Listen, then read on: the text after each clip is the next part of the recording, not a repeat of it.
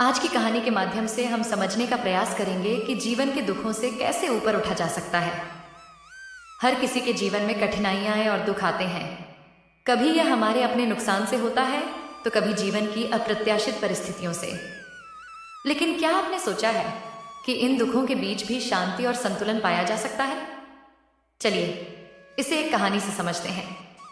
दुख से ऊपर उठना, एक प्रेरणादायक कथा। आज हम आपको गोविंद की कहानी सुनाएंगे। गोविंद एक छोटे से गांव का रहने वाला साधारण किसान था। उसका जीवन भी उसी की तरह साधारण था। हर दिन सूरज के उगने से पहले उठना, खेत में काम करना और फिर परिवार के साथ रात के भोजन का आनंद लेना। लेकिन उसकी साधारण जिंदगी में भी दुख और कठिनाइयां कम नहीं थीं। मौसम की मार, फसलों का नष्ट होना और गरीबी के कारण उसका जीवन संघर्षों से भरा हुआ था। फिर भी गोविंद हमेशा मुस्कुराता रहता और किसी से अपनी तकलीफें साझा नहीं करता। गोविंद की जिंदगी तब और मुश्किल हो गई जब एक साल उसकी फसल पूरी तरह नष्ट हो गई। यह उस पर एक बड़ा आर्थिक बोझ डाल गया। उसकी पत्नी सुमन, जो हमेशा उसके साथ खड़ी रहती थी, इस दुख को सहन नहीं कर पाई और बीमार पड़ गई। उसकी हालत दिन ब दिन बिगड़ती चली गई। गोविंद ने गांव के सबसे अच्छे वैद्य से उसका इलाज करवाया, लेकिन कोई फर्क नहीं पड़ा।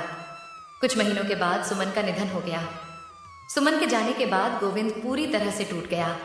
वह एक ऐसे दौर से गुजर रहा था जहां उसे लगने लगा कि उसकी दुनिया उजड़ गई है। फसल का नष्ट होना, पत्नी का खोना और बढ़ते कर्ज ने उसे मानसिक रूप से कमजोर कर दिया था। उसके जीवन का हर हिस्सा अंधकार में डूब गया था और उसे कुछ भी समझ में नहीं आ रहा था कि वह इस दुख से कैसे बाहर निकले। सुमन की मृत्यु के बाद गोविंद ने अपने जीवन का उद्देश्य ही खो दिया था। वह अकेला, टूटा और बिखरा हुआ महसूस कर रहा था। एक दिन गांव के एक बुजुर्ग व्यक्ति ने उसे सलाह दी कि उसे पास के एक मठ में जाकर शांति की तलाश करनी चाहिए। वहां एक प्रसिद्ध बौद्ध भिक्षु रहते थे जो ध्यान और मानसिक शांति के बारे में सिखाते थे। गोविंद ने बुजुर्ग की बात मानी और मठ की ओर चल पड़ा। वहां पहुंचकर उसने बौद्ध भिक्षु से अपनी सारी कठिनाइयों और दर्द के बारे में बताया। उसने कहा, मेरा जीवन अब बेकार हो गया है। मैंने सब कुछ खो दिया है।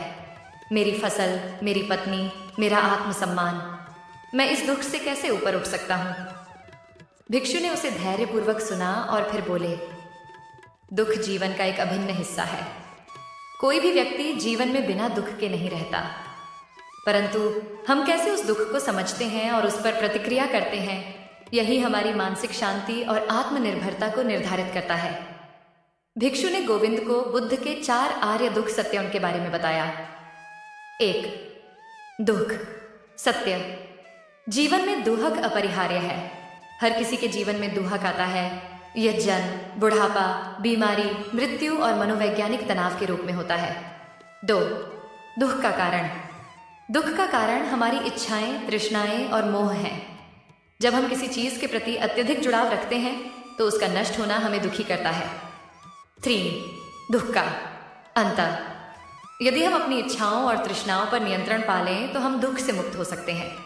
4. दुख से मुक्ति का मार्ग। इस मुक्ति का मार्ग अष्टांगिक मार्गन में निहित है, जिसमें सही दृष्टि, सही संकल्प, सही वाणी, सही कर्म, सही आजीविका, सही प्रयास, सही स्मृति और सही ध्यान शामिल है। गोविंद ने इन 4 आर्य सत्यों को गंभीरता से सुना और गहराई से समझने की कोशिश की। उसे एहसास हुआ कि उसका दुख उसकी परिस्थितियों से अधिक उसकी प्रतिक्रियाओं और तृष्णाओं के कारण था। उसने अपनी पत्नी को खोने के बाद खुद को पूरी तरह से दुख में डुबो दिया था, बिना यह सोचे कि जीवन में परिवर्तन स्वाभाविक है।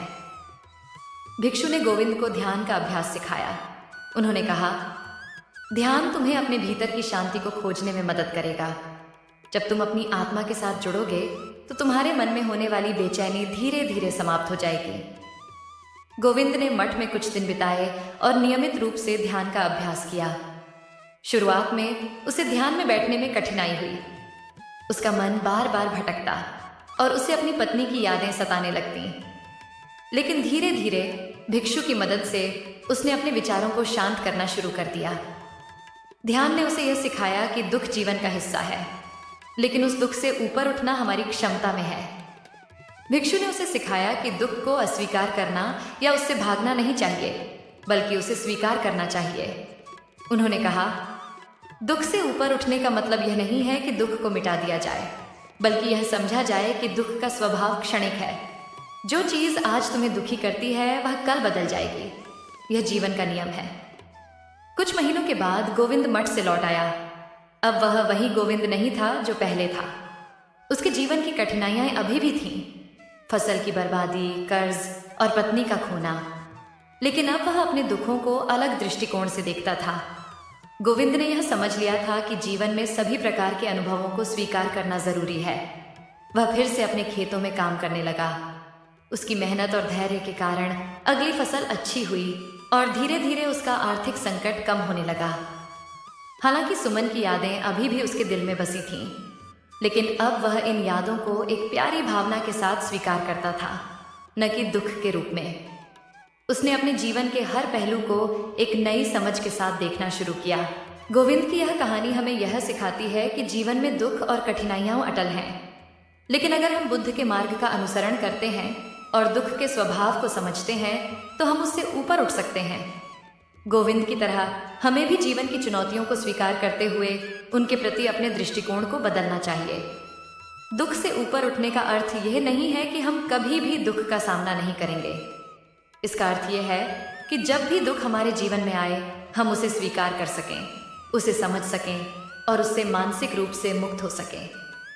जीवन में हर कठिनाई हमें कुछ न कुछ सिखाती है और अगर हम धैर्य और समझ के साथ उसका सामना करें तो हम वास्तव में उससे ऊपर उठ सकते हैं।